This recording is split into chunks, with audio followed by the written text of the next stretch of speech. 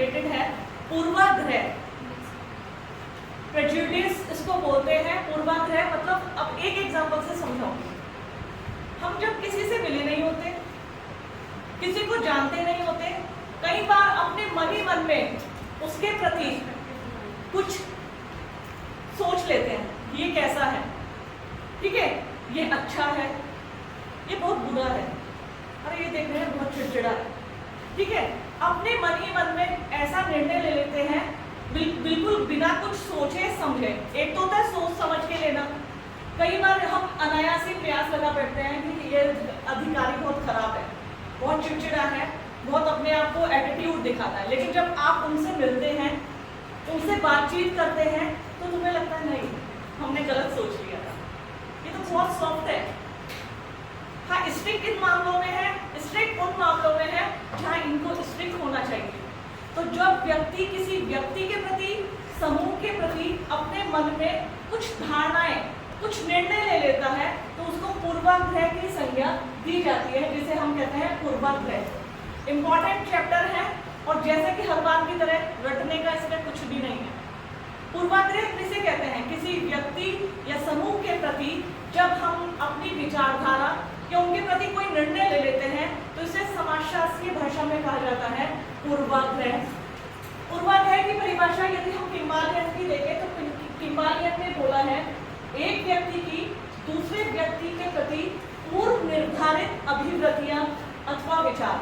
वही जो मैंने अभी अभी बताया, हमारा दूसरे व्यक्ति के प्रति उसकी अभिव्यक्तियां, वो कैसा है, ठीक है, उसके प्रति विचार, अपने मन में विचार बना लेते हैं, उसके व्यवहार का मूल्यांकन कर लेते हैं, बिना देखे बिना सोचे कि ये व्यवहार में अच्छा नहीं है, व्यवहार कुशल नहीं है, चिड़चिड़ा है। कई बार कुछ अच्छा भी, ऐसा नहीं है हम हर बार गलत ही बनाते हैं। जिन लोगों को हम पसंद करते हैं, कोई एक्ट्रेस, कोई एक्टर हमें अच्छा लगता है, तो बस उसकी आंख सामने आ जाए, आंखों के सामने, तो लगता है इससे अच्छा एक्ट्रेस, एक्टर कोई भी नहीं है। कोई ऐसा व्यक्ति जिनसे हम प्रभावित होते हैं, उनसे हम चाहते हैं उनकी तरह हम बने, जो हम रेफरेंस ग्रुप, रेफरेंस पर्सन की बात करते हैं, हम उनको अच्छा मानने लग जाते हैं। कुछ ऐसे समूह, कुछ ऐसे व्यक्तियों के समूह जिन्हें हमें लगता है कि काश हम भी उनके जैसे बन जाते, तो हमें उनको अच्छा मान लेते हैं। तो कहने का मतलब किन्हीं व्यक्तियों से मिले बिना, किसी समूह को जाने बिना, उनके प्रति अपने मन में जो हम अभिव्यक्तियां, विचार, विश्वास, धारणाएं बना लेते हैं, उसको कहा जाता है पूर्वाग्रह, ठीक है। इसी तरीके अकबर ने कहा, पूर्वाग्रह जल्दबाजी में लिया गया एक ऐसा निर्णय या मत है जिसमें उचित परीक्षण नहीं किया गया। देखिए मैंने अभी भी बताया ना, जल्दबाजी में लिया गया ऐसा निर्णय कि मैं सोचने लगूं, अभी यहाँ देखिए मेरी क्लास के जो बच्चे हैं ना, इसमें दो लड़कियां तो बिल्कुल उदास बैठी रहती हैं, देखकर मन लगता है कि क्या बात है। लेकिन अगर मैं वास्तव में और फैक्ट भी बता रही हूँ एक बार का, दो बच्चों को मैं हमेशा देख के लगता था कि ये हमेशा उदास रहते हैं। जब उसके पीछे की बातों को जाना, वो मेरी क्लास के टॉपर बनी। जब मैंने उसकी बातों को, नाम डिस्क्लोज नहीं करूंगी, जब मैंने देखा वो क्लास टॉपर बनी, पढ़ने में एक्स्ट्रा ऑर्डिनरी इंटेलिजेंट। जब मैंने एक बार उसको अपने पास बुलाया और जाना, बेटा तुम उदास क्यों रहते हो, जब मैंने उसने मुझे सारी चीज़ डिस्क्लोज करी, बताया, तो तुरंत मेरी जो धारणा उसके प्रति बनी हुई थी तुरंत चेंज हो गई। पहले मैंने उसके प्रति क्या धारणा बना ली थी, लेकिन जब मैंने उसकी सच्चाई को, उसके पीछे की जाना, तो लगता है कि मैंने जो इसके प्रति धारणा बनाई थी वो बिल्कुल गलत बनाई थी। ऐसे ही अकबर कहते हैं कि पूर्वाग्रह जल्दबाजी में लिया गया एक ऐसा निर्णय या मत है जिसमें उचित परीक्षण नहीं किया गया हो। कई बार हम किसी को जाने, सोचे, समझे बिना उसके बारे में जो धारणा विकसित कर लेते हैं, एक राय बना लेते हैं, उसे कहा जाता है समाजशास्त्रीय भाषा में पूर्वाग्रह। अब आता है एक क्वेश्चन इंपॉर्टेंट, पूर्वाग्रह की रचना के मनोवैज्ञानिक आधार, यानी जो साइकोलॉजिकल बेसिस होते हैं, वो किन बेसिस में पूर्वाग्रह बन जाते हैं, किन के प्रति? मनोवैज्ञानिक आधार, आत्मसम्मान की भावना पहला आया है इसमें, आत्मसम्मान जिसे हम बोलते हैं सेल्फ रिस्पेक्ट। कई बार हमारी जो सेल्फ रिस्पेक्ट होती है, हमारा जो आत्म आत्मसम्मान होता है, कहते हैं ना ठेस पहुंच गई इस पर, इसने मुझसे मेरी सैलरी और मेरी उम्र पूछ ली, मेरे आत्मसम्मान को ठेस पहुंच गई। या कोई किसी ऐसे ग्रुप से है कि वो बताना नहीं चाहता है, शो नहीं करना चाहता है, उसको लगता है ये ऐसी गलानी है। बहुत से लोग, देखो मैंने कहा ना तुम्हें, मैं बहुत ओपन माइंडेड हूँ, उसके पीछे के लॉजिक भी हैं, उसके पीछे के कारण भी हैं, मैं कभी कुछ छिपाती नहीं। बहुत से लोग शर्माते हैं, हम इस जाति से हैं, हम इस धर्म से हैं, या फिर हम इस कैटेगरी से आते हैं, या हम बिल्कुल गरीब परिवार से हैं, तो इसमें वो सोचते हैं इससे कुछ छुपाने की बात है, शर्म है, लोग हमारी मजाक बनाएंगे। अगर तुम इतना सोचने लग गए कि लोग हमारे बारे में क्या कहेंगे या हमारी मजाक बनाएंगे, तो तुम कभी सफलता की ओर अग्रसर नहीं हो सकते। अपने आरे में खुली विचारधारा रखो, कभी किसी से कुछ मत छिपाओ। अगर ये तुम्हारे बारे में बात कर रहा है या मजाक कर रहा है, करने दो। ये तुम्हारे बारे में बात कर रहा है, करने दो। तो हमारा जो सेल्फ रिस्पेक्ट होता है, कई बार उसके आधार पर भी, जैसे किसी ने मेरे सेल्फ रिस्पेक्ट को ठेस पहुंचा दी, तो मेरी नज़र में तो उससे बड़ा अपराधी कोई नहीं है। हो जाता है ना, कोई मुझे ठेस पहुंचा देता है, मेरे आत्मसम्मान को ठेस पहुंचा देता है, खड़े खड़े मुझे शब्द कि अरे मैडम आपको मतलब आप बुरा मत मानिएगा, आपको पढ़ाना नहीं आता, तो मेरे सेल्फ रिस्पेक्ट को ठेस पहुंच गई, ठीक है, तो मेरे लिए वो आदमी बुरा बन गया। कई बार जो हमारे व्यक्तित्व पर लांछन लगाते हैं, हमारे सेल्फ रिस्पेक्ट को ठेस पहुंचाते हैं, उनके प्रति हमारे मन में विपरीत विचारधाराएं बन जाती हैं। तो ये है आत्मसम्मान की भावना। पहला समझ में आया, हमारा जो सेल्फ रिस्पेक्ट, कई बार किन्हीं चीजों को लेकर आप एक अच्छी बहू है घर में, ठीक है, सास ने बोला बेटा तूने आज खाना सब्जी बिल्कुल अच्छी नहीं बनाई, तुरंत मम्मी को फोन मिलाए, मम्मी सास बहुत खराब है, सब्जी में नमक तेज बता रही थी। पूर्वाग्रह, उन्होंने हमारी कमियों को बताया, लेकिन हमने उनके व्यक्तित्व का मूल्यांकन किस तरह कर दिया, बुरा बताकर। ठीक है, ध्यान से समझना।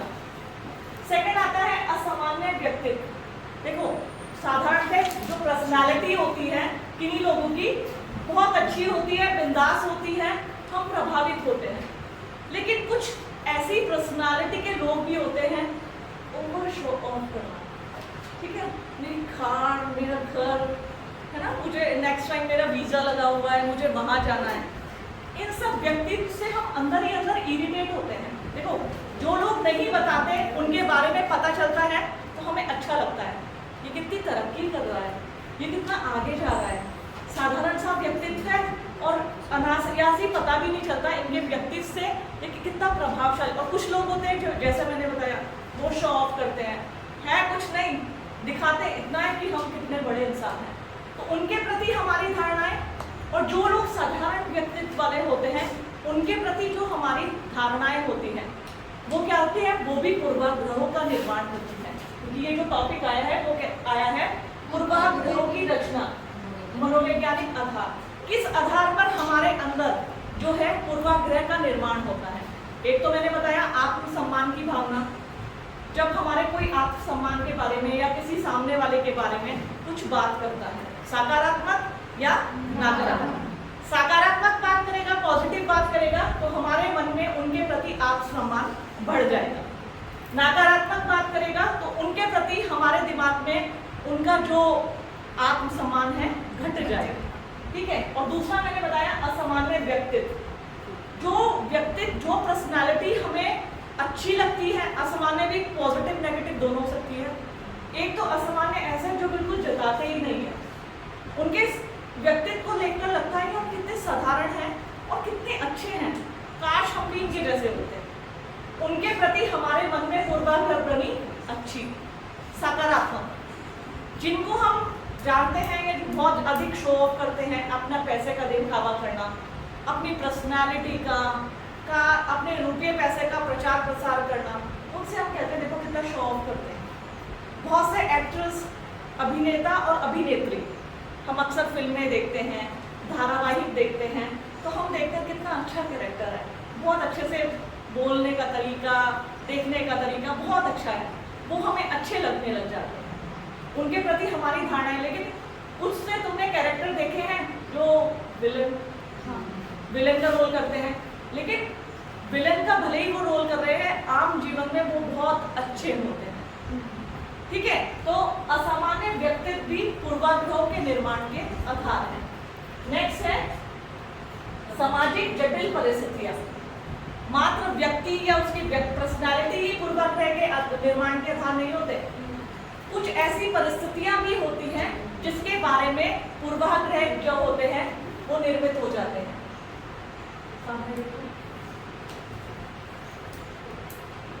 जटिल परिस्थितियां का मतलब क्या हुआ? देखिए, कई बार अगर आप देखिए इस समय जो पाकिस्तान है, अक्सर तुम न्यूज देखते, क्या कंडीशन है वहाँ की? थोड़ी खराब है। अच्छा, हाँ, यही इस परिस्थिति है। इमरान खान अपने आप को प्रोटेक्ट कर रहा है, महंगाई बहुत ज़्यादा बढ़ी है, लोगों के अंदर आक्रोश है, तो वहाँ की परिस्थितियाँ ऐसी हैं, हमारे मन में एक विचारधारा बनी, अच्छा हुआ हम यहाँ पर हैं, वहाँ नहीं है, अच्छा हम ये लाइफ स्टाइल जी रहे हैं। और यही नहीं, अगर हम अफ्रीकन कंट्रीज में देखें तो वहाँ पर महंगाई दर इतनी बढ़ गई है कि वहाँ साधारण आटा सब्जी लेने के लिए भी हज़ारों के नोट चलते हैं। तो हमें लगता है हम अच्छे हैं अपने भारत में, साधारण जीवन यापन कर रहे हैं, थोड़े पैसों में ही हम अपना राशन ले आते हैं।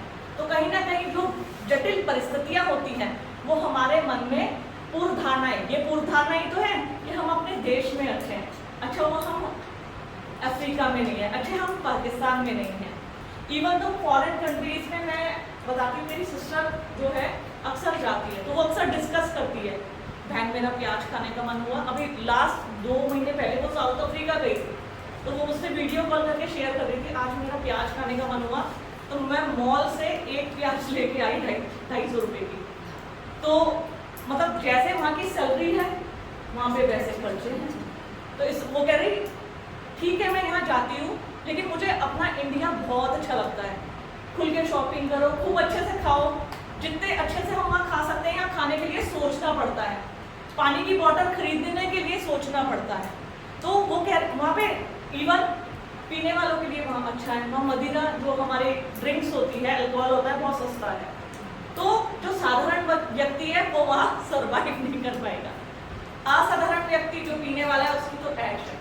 तो जो परिस्थितियां होती हैं उसके आधार पर देखो उसने क्या बनाया, हमारा भारत अच्छा है, पूर्वाग्रह बन गया ना कि हमारा भारत अच्छा है उसकी अपेक्षा। नेक्स्ट है सामाजिक जीवन में असफलता। कई बार जब कहते हैं ना हम हार जाते हैं, फेल हो जाते हैं, और फेल सिर्फ परीक्षा में ही नहीं, कई चीजें ऐसी है जिंदगी में जिसमें हम विफल हो जाते हैं। प्यार भी हो सकता है, रिलेशनशिप भी हो सकती है, हाँ बिल्कुल नेचुरल। कई बार हमारी रिलेशनशिप होती है, हम उस पर असफल हो जाते हैं। बहुत से व्यक्ति जो होते हैं जिनके बच्चे जो होते हैं गलत राह पे निकल जाते हैं, तो वो सोचते हैं एज अ पेरेंट्स हम विफल हो गए, हमने अपने पेरेंट्स का दायित्व अदा नहीं किया। बहुत से लोग बिजनेस को लेके लगता है, बिजनेस में लॉस हो जाता है, हम विफल हो गए। तो मैंने कहा ना, विफलता का मतलब सिर्फ उसमें नहीं है, इसमें परीक्षाओं में पास होने से नहीं है। तो जब सामाजिक जीवन में असफलता होती है तो उसके प्रति हमारे मन में पूर्वाग्रह बन जाते हैं। कैसे?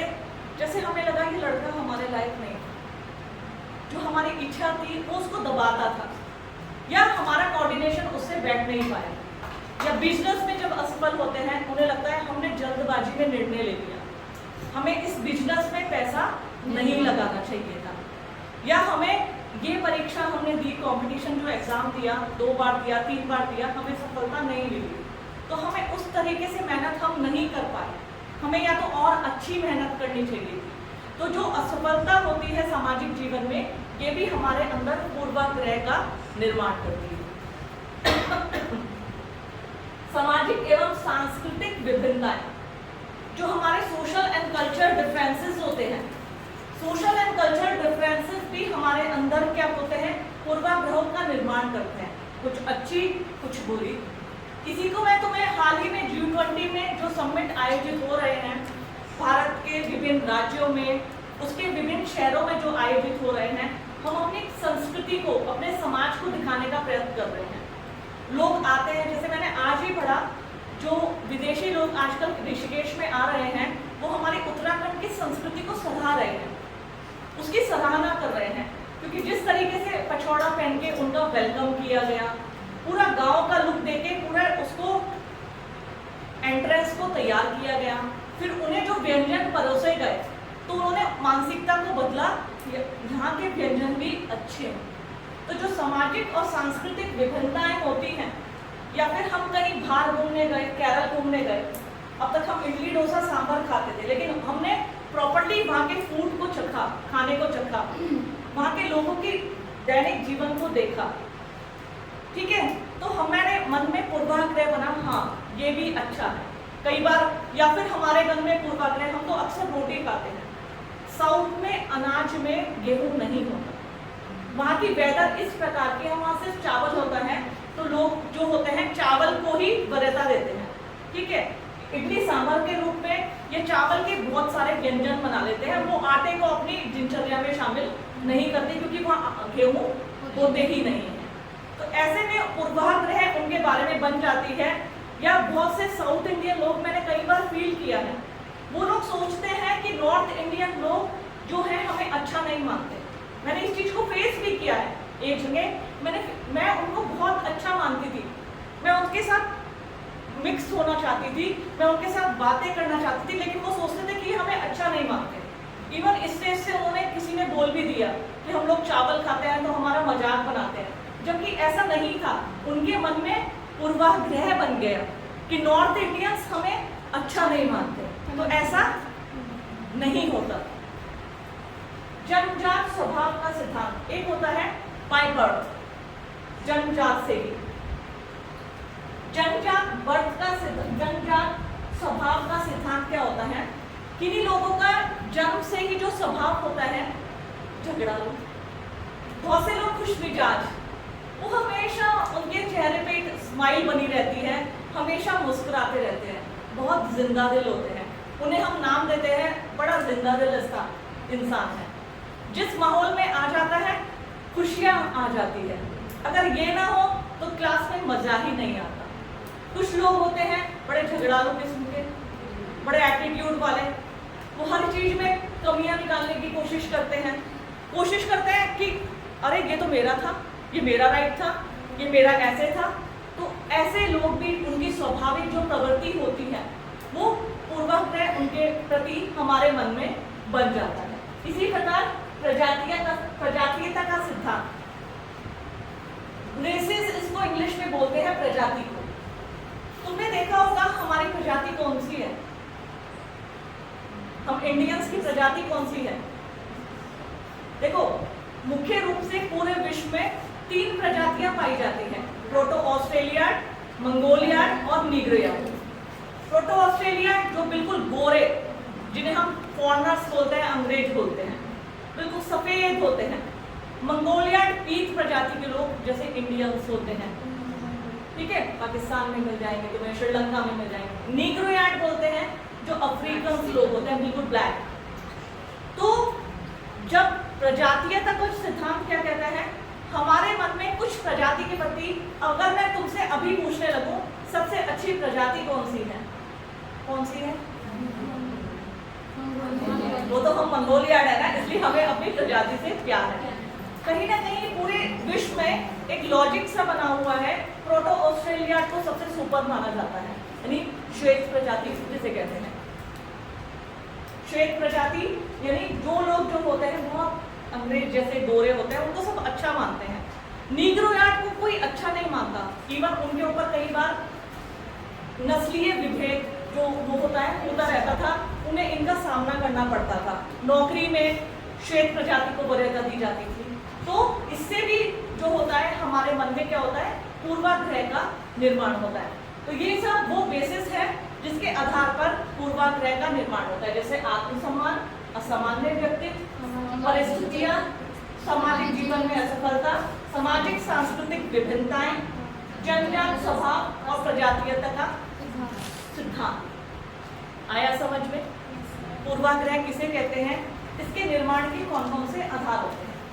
अब आता है पूर्वाग्रहों के प्रकार। पूर्वाग्रह किस प्रकार के होते हैं, जैसे मैंने अभी समझाया है, किस किस प्रकार के होते हैं, किस आधार पर व्यक्ति पूर्वाग्रह अपने मन में बना लेता है। जैसे प्रजातीय आधार पर, पहला है प्रजातीय पूर्वाग्रह। मैंने तुम्हें बताया ना, जो सफेद लोग होते हैं, श्वेत उन्हें बोला जाता है, उनके मन में ये या पूरे विश्व में ऐसा पूर्वाग्रह बना होता है कि श्वेत प्रजाति जो होती है वो सबसे अच्छी होती है। और सेकंड नंबर पे मंगोलियाड को और थर्ड नंबर पे नीग्रोयाड को माना जाता है। इंडियंस जो होते हैं, पीत प्रजाति के लोग होते हैं, इंडियंस में जो होता है वो मंगोलियाड प्रजाति का पाया जाता है इंडियंस में। तो पूर्वाग्रह में ऐसा माना जाता है, जो प्रजातीय पूर्वाग्रह होते हैं, प्रजातीय पूर्वाग्रह से तात्पर्य तुम तीनों प्रजातियां लिखना, प्रोटो ऑस्ट्रेलियाड, मंगोलियाड और नीग्रोयाड, कि किस तरीके से इनमें प्रजातीय विभेद हैं और प्रजातीय आधार पर पूर्वाग्रह पाए जाते हैं। उसी प्रकार धर्म पर आधारित पूर्वाग्रह, हम जिस धर्म के होते हैं हमें अपना धर्म बहुत प्यारा होता है, ठीक है। अगर हम मुस्लिम धर्म के हैं तो हमें अपना मुस्लिम धर्म प्यारा है, हम हिंदू धर्म के हैं तो हमें अपना हिंदू धर्म प्यारा है, क्रिश्चियन को क्रिश्चियन और सिख को सिख, ऐसे ही सभी धर्मों के साथ है। हमें अपना धर्म, जाति, जन्म, परिवार, ये सब बहुत प्यारा होता है। जब हमारी जाति के लोग हमारे साथ होते हैं, हमारे अंदर एक एकता होती है, यूनिटी होती है, कॉन्फिडेंस होता है, आत्मविश्वास से हम भरे रहते हैं। हम अपने धर्म के साथ, लोगों के साथ जब रहते हैं और उन धार्मिक अनुष्ठानों का, क्रियाकलापों का निर्वहन करते हैं, तो भी हमारे अंदर गजब का आत्मविश्वास होता है। और दूसरे धर्म के लोग कहीं ना कहीं, जो हम सांप्रदायिक दंगे देखते हैं, हिंदू मुस्लिम झगड़े या क्रिश्चियनों के चर्च पर जो हमले हुए थे, वो इसका साक्षात उदाहरण है कि हम अपने धर्म को अच्छा मानते हैं, उसको फलने फूलने का अवसर देना चाहते हैं, जबकि दूसरे धर्म को हम अच्छा नहीं मानते हैं। तो इसलिए कुछ शब्द बने गए हैं। मुस्लिम धर्म में कुछ हिंदुओं के लिए काफिर शब्द का यूज किया जाता है, ये काफिर है। काफिर मतलब उनको अच्छा नहीं माना जाता, एक तरह से ये हमारे धर्म के साथ क्या है, बेईमानी करता है, इनकी नीयत अच्छी नहीं है। तो धर्म पर आधारित पूर्वाग्रह इस बात का को विस्तार से बताते हैं कि हम सबसे ज्यादा अपने धर्म को वरीयता देते हैं, दूसरे धर्म को वरीयता नहीं देते हैं। इसी प्रकार जातीय पूर्वाग्रह, जातीय पूर्वाग्रह हमें अपनी जाति प्यारी है, अपनी जाति के लोग प्यारे हैं। जातीय जो विवाह, कास्ट मैरिज होती है, वो इसीलिए होती है कि सब लोग अपनी जाति को अच्छा मानते हैं। ब्राह्मण ब्राह्मण को, वैश्य वैश्य को, क्षत्रिय क्षत्रिय को।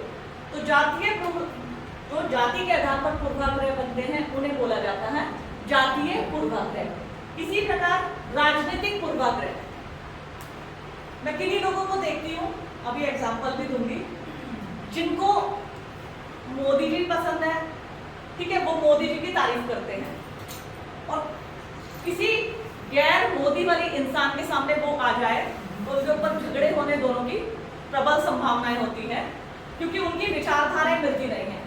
राजनीतिक पूर्वाग्रह कहते हैं जब हम किसी एक पार्टी, किसी एक राजनीतिक दल, किसी एक राजनीतिक नेता को अच्छा मानते हैं, उसके प्रति अपने मन में धारणा बना लेते हैं ये तो बहुत अच्छा है, ठीक है, या फिर ये बिल्कुल खराब है पार्टी, ये राजनीतिक दल तो होना ही नहीं चाहिए था, और ये व्यक्ति तो नेता होना ही नहीं चाहिए था। तो जब इस तरह की पूर्वाग्रह हम बना लेते हैं किसी राजनीतिक पार्टी, मतलब दल के प्रति, नेता के प्रति, तो उसे कहते हैं राजनीतिक पूर्वाग्रह। आया समझ में? प्रजातीय, धर्म पर आधारित, जाति पर आधारित और राजनीतिक पूर्वाग्रह। ऐसे ही आर्थिक वर्ग, आर्थिक वर्ग कहते हैं गरीब वर्ग, मध्यम वर्ग और अमीर वर्ग। अब अपने दिल का हाल बताओ, तुम्हें सबसे अच्छा वर्ग कौन सा लगता है? सही सही बताना। मध्यम। मैं अक्सर यूथ को देखती हूँ, यूथ इन द सेंस युवक चाह रहती है काश हम अमीर वर्ग में सम्मिलित हो जाए, गाड़ी हो, घोड़ा हो, मकान हो, खूब सारी जमीन हो और उड़ाने को पैसा हो। कहने का मतलब देखो, अभी तुमने अपनी सोच के हिसाब से बोला कि हमें मध्यम वर्ग, मिडिल क्लास पसंद है, ना तो गरीब होना ना बहुत ज्यादा अमीर होना, ठीक है। तो हमारे मन में पूर्वाग्रह क्या बना हुआ है? मध्यम वर्ग के प्रति हम मध्यम वर्ग को अच्छा मानते हैं, बहुत ज्यादा वरीयता देते हैं, और गरीब होना तो मतलब एक तरह से हम सर्वाइव ही नहीं कर पाएंगे इस पृथ्वी पर। तो आर्थिक वर्ग के आधार पर भी पूर्वाग्रह का निर्माण होता है। ठीक है, नेक्स्ट है मुखाकृतियां, हमारे फेस एक्सप्रेशन। मैंने बताया था ना, स्माइली फेस, किन्हीं लोगों को देखकर स्माइल आने लगती है फेस पर। अपनी क्लास में मैं देखती हूँ, जैसे संजना है, संजना का फेस मुझे स्माइली लगता है तो सबका थोड़ा थोड़ा, लेकिन फेसेस अलग अलग हैं। एक्सप्रेशन जो होते हैं हमें उसके आधार पर हम लोगों को चिन्हित कर डालते हैं। तो मुखाकृतियां के आधार पर भी पूर्वाग्रह बनते हैं। जिनके चेहरे थोड़े वैसे दिखते हैं, ठीक है, आंखें ऐसे होती, होंठ नीचे को होते, तो हमें वो उदास लगते हैं। जिनका फेस स्माइली होता है, लिप्स ऊपर की ओर होते हैं, भौहें जिनकी चढ़ी हुई होती है, हमें लगता है कि वो चिड़चिड़े हैं, गुस्से में रहते हैं, जिनकी भौहें चढ़ी होती है। जिनकी भौहें नॉर्मल होती हैं, फेस स्माइली होते हैं, हम उन्हें अच्छा मानते हैं। तो मुखाकृतियों के आधार पर भी पूर्वाग्रह होते हैं। वेशभूषा, किसी की ड्रेस सेंस, किसी किसी की जो होती है वेशभूषा, हमें बहुत अच्छी लगती है। ठीक है, हम इंडियंस हैं, खासतौर पे मुझे साड़ी बहुत अच्छी लगती है। तुम अभी अभी मैंने तुमसे कहा कि जो तुम्हारा सेशनल लूंगी उसमें तुम्हें साड़ी पहन के आनी है। कहीं ना कहीं जो लड़कियां, देखो सब चीज पहनिए, कभी मैं किसी चीज के अगेंस्ट नहीं हूँ। तुम शॉर्ट्स भी पहन सकते हो, स्कर्ट्स भी पहन सकते हो, जीन्स भी, लेकिन जो एक टीचिंग प्रोफेशन है, मैं अपना एक्सपीरियंस तुमसे शेयर करना चाहूँगी।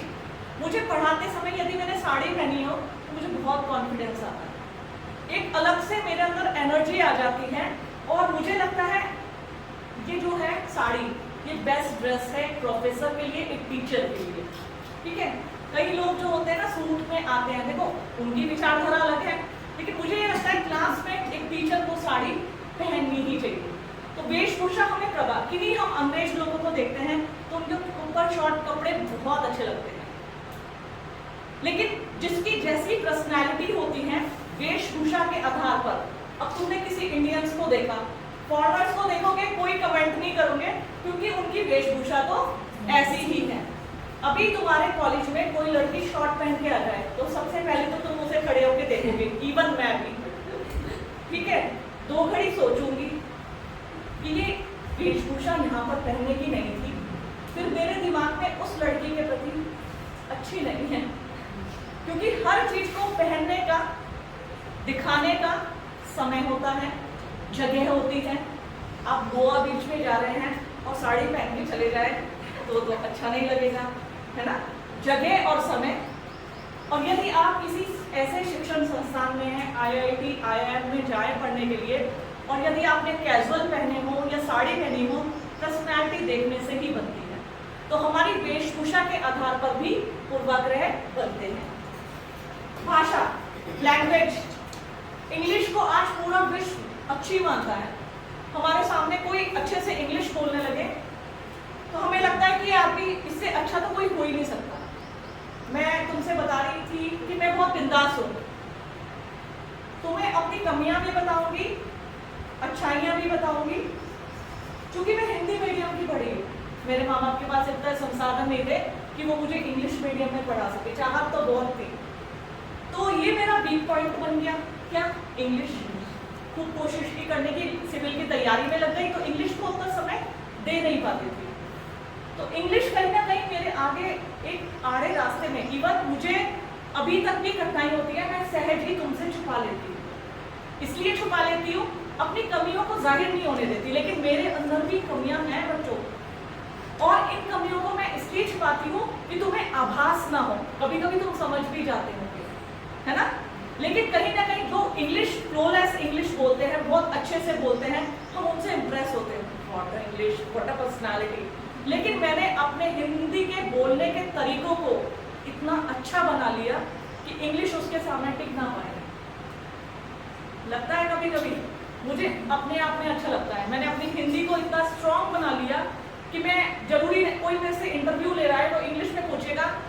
हुआ भी ऐसा है, PCS के इंटरव्यू जब मैं देने गई तो वही मेरे अंदर एक भय था, मुझे इंग्लिश समझ तो लूंगी तुम क्या बोल रहे हैं, बोलने की कोशिश काफी हद तक करूंगी, लेकिन जितना फ्लो होना चाहिए नहीं है। और मैं खुले सबके सामने, कैमरे के सामने बोल रही हूँ, नहीं है इतना मेरे अंदर, क्योंकि उस तरीके से वो एटमॉस्फेयर मिल नहीं पाया। तो मेरा इंटरव्यू चला बहुत अच्छे से। एक सर ने इंग्लिश में क्वेश्चन मुझसे पूछा। क्वेश्चन था कंप्यूटर से रिलेटेड, ठीक है। मैंने उस सर के क्वेश्चन को बहुत अच्छे से समझ लिया। क्वेश्चन कुछ इस प्रकार से था कि हमारे उत्तराखंड में जो कंप्यूटर और इंटरनेट का रेशियो है वो कितना परसेंट है, ठीक है। हालांकि कंप्यूटर और इंटरनेट मुझे रेशियो तो पता था, पर प्रेजेंट टाइम में उत्तराखंड में कितना चल रहा था वो मुझे नहीं पता। मैंने तुरंत उनके जितने भी क्वेश्चन उन्होंने इंग्लिश में पूछे, मैंने बिल्कुल स्ट्रॉन्ग हार्ट से, बिल्कुल कॉन्फिडेंटली हिंदी में जवाब दिया। चुप नहीं हुई, निराश नहीं हुई। अगर उस समय मैं निराश हो जाती, मेरा पूरा इंटरव्यू खराब हो जाता। किसकी वजह से? इंग्लिश की वजह से। मैंने इंग्लिश को हावी कहने का मतलब, मैंने कहा सॉरी सर, क्षमा चाहती हूँ आपसे, मुझे इसका आंसर पूरे भारत के संदर्भ में तो पता है कि सर इतना है, लेकिन उत्तराखंड के संदर्भ में मेरी जानकारी इसमें नहीं है, क्षमा चाहती हूँ आपसे। वो तुरंत चुप हो गए और मेरा आत्मविश्वास देख के और मुझे अच्छा भी लगा, सफलता भी मिली। ऐसी बात नहीं है, मुझे सफलता भी मिली। तो कहने का मतलब जो हमारी भाषा होती है, भाषा को अपना आत्मविश्वास का माध्यम बनाना। पूरे विश्व में एक पूर्व धारणा बनी हुई है कि जो इंग्लिश बोलते हैं बहुत अच्छा होते हैं, जबकि मैं तुम्हें एक बात बता दूं, जो इंग्लिश बोलते हैं उनके अंदर इतनी ग्रामेटिकल मिस्टेक्स होती हैं। लिखने में जो कॉपी आती है ना, मैं इंग्लिश में कॉपी चेक करती हूँ, वैसे मेरी इंग्लिश बहुत अच्छी है, तो मैं देखती हूँ बच्चों ने कितनी ग्रामेटिकल मिस्टेक की हुई है। लिखा तो इंग्लिश में है, मैंने कहा देखो इस सेंटेंस का सेंस ही नहीं बैठ रहा है। इंग्लिश मीडियम का स्टूडेंट है, सोशियोलॉजी का आंसर इंग्लिश में लिखा है, पर ग्रामेटिकल मिस्टेक पे मिस्टेक है। अगर मैं चाहूँ तो इसके बहुत सारे नंबर कट जाए बच्चे। तो कहने का मतलब भाषा के आधार पर ही हमारे अंदर कुछ पूर्वाग्रह निर्मित हो जाते हैं। किन्हीं भाषाओं को हम अच्छा मानने लगते हैं, स्थानीय बोली भाषाओं में जो बात करता है हम उसे अच्छा नहीं मानते। तो ये है पूर्वाग्रह, पूर्वाग्रह के निर्माण के मनोवैज्ञानिक आधार और पूर्वाग्रह के